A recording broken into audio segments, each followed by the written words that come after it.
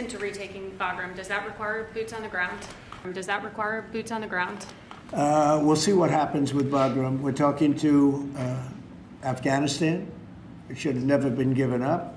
It was the most embarrassing day in the history of our country. There was no reason to give it up. I was leaving Afghanistan. I was the one that got it down to 5,000 soldiers, but we were going to keep Bagram, the airbase. I said it yesterday, and we had an incredible trip, as you know, to UK, and I said it during the press conference.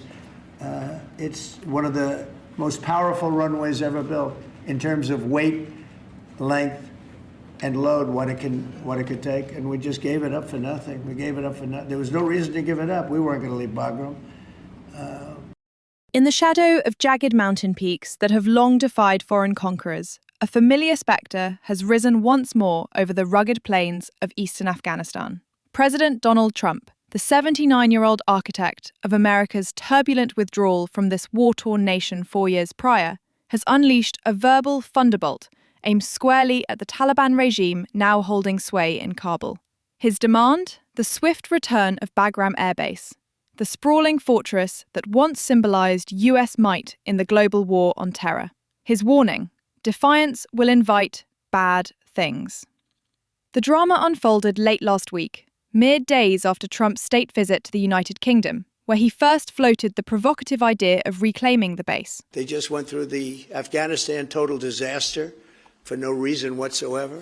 We're going to leave Afghanistan, but we're going to leave it with strength and dignity. And we're going to keep Bagram, the big air base, one of the biggest air bases in the world. We gave it to them for nothing.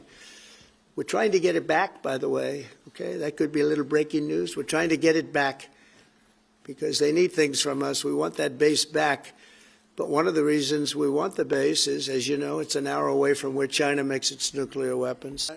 On Saturday, in a characteristically bombastic post on his Truth Social platform, Trump declared, "If Afghanistan doesn't give Bagram Airbase back to those that built it, the United States of America, bad things are going to happen." The all-caps missive, echoing the brash rhetoric of his first term, sent ripples through diplomatic circles and ignited a firestorm of speculation in Washington and beyond. Trump's fixation on Bagram is no fleeting whim. For years, the president has mused publicly about reacquiring strategic assets lost or ceded during his tenure, from the Panama Canal to the icy expanses of Greenland. Bagram, however, holds a singular grip on his imagination. Perched just 40 miles north of Kabul in Parwan province, the base spans some 30 square miles, boasting dual runways capable of handling the heaviest bombers and a labyrinth of hangars, barracks, and detention facilities. It served as the nerve center for US and NATO operations from 2001, when American forces toppled the Taliban in retaliation for the 9/11 attacks that claimed nearly 3,000 lives. At its peak, Bagram teamed with over 40,000 troops, its skies a ceaseless hum of F-16 and Black Hawks prosecuting the endless campaign against insurgents. The base's abandonment in July 2021, under the terms of Trump's own Doha Accord with the Taliban, marked a chaotic coda to 2 decades of conflict. US commanders departed under cover of night, leaving behind an estimated $85 billion in military equipment and a power vacuum that accelerated the Afghan government's collapse. Within weeks, Taliban fighters overran the capital, their white flags. On Sunday, Fasihuddin Fitrat, Chief of Staff for the Ministry of Defense, dismissed any notion of negotiation in comments broadcast by state media. Recently, some people have said that they have entered negotiations with Afghanistan for taking back Bagram Airbase, Fitrat stated coolly. A deal over even an inch of Afghanistan's soil is not possible. We don't need it. His words, delivered amid the austere trappings of a Kabul press room, underscored the regime's ironclad sovereignty claim. A sovereignty forged in the fires of America's longest war. The Taliban, now 4 years into governance, views Bagram not merely as infrastructure, but as a trophy of victory, a symbol of their resilience against the Great Satan.